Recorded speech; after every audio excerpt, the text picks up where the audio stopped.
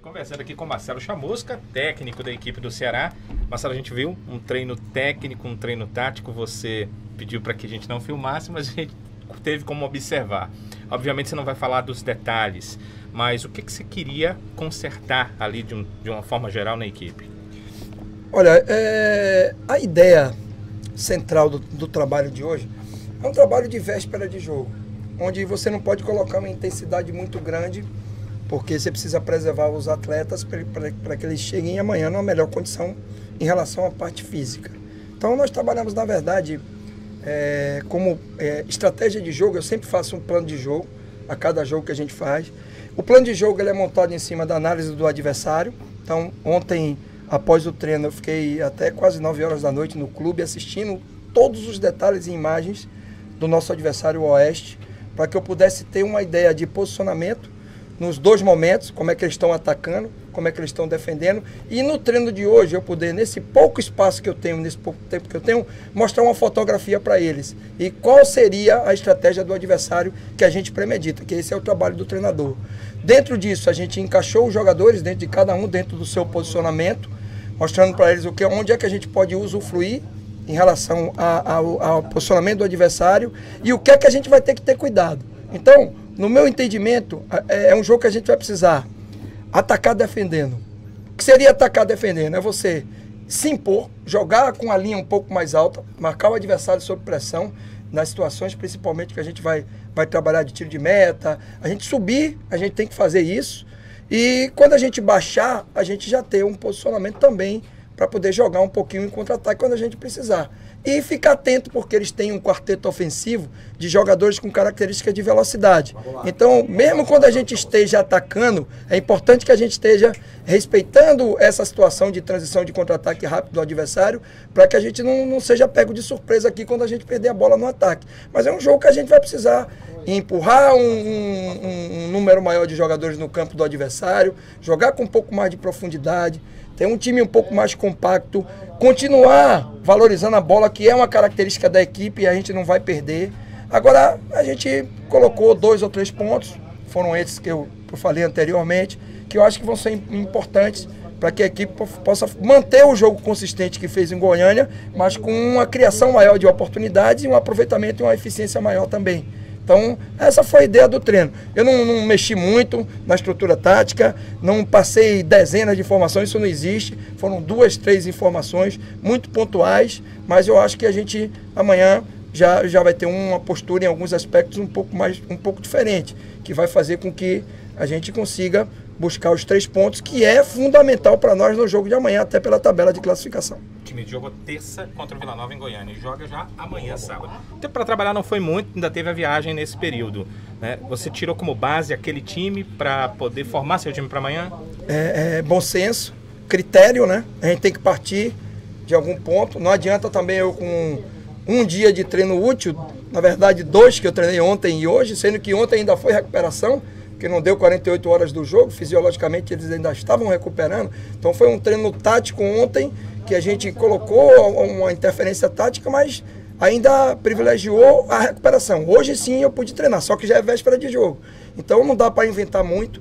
No futebol não existe mágica, não tem uma varinha de condão que eu vou bater nos caras e amanhã eles vão passar a render, mas tem algumas situações que a gente pontuou e pôde treinar aqui um pouquinho, que a gente vai cobrar deles amanhã, e o plano de jogo também, a estratégia, para que a gente possa, nesse jogo de amanhã, ter um jogo consistente, como eu falei anteriormente, e com eficiência, porque nós precisamos muito ganhar esse jogo. Então, o espírito para jogar, a organização e a imposição aqui dentro, jogando junto com o nosso torcedor, vai ser importantíssimo.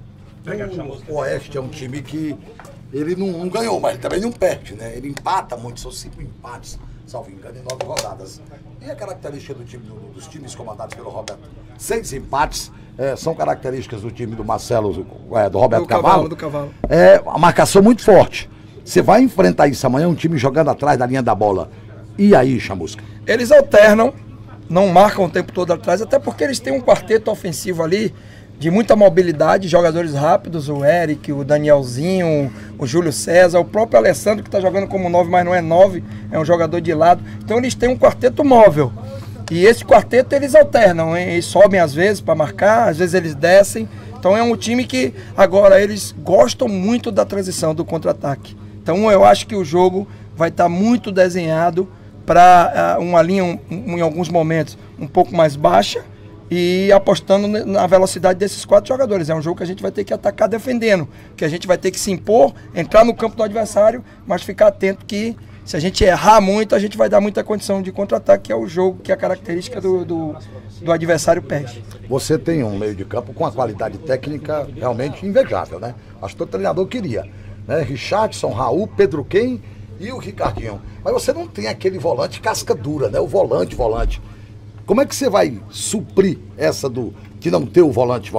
Não, eu acho que tanto o Richardson como o Raul, eles fazem uma dupla função. O Ricardinho e o Pedro Quem já são jogadores mais de construção, que a gente chama de terceiro homem, né? Aqueles caras que podem fazer as duas funções. Se você precisar, em algum momento, trazer para eles organizarem por trás, eles fazem bem. O Quem já fez isso no Vitória, no Curitiba, em várias equipes. E o Ricardinho também já fez muito aqui, segundo volante no Ceará. Então, na verdade, esses 2 jogadores são mais jogadores de construção de jogada. Os outros 2 não. Os outros 2 são jogadores que a gente chama de caçador de talento, que marca, que tem um pouco mais de intensidade, que diminui, que pressiona.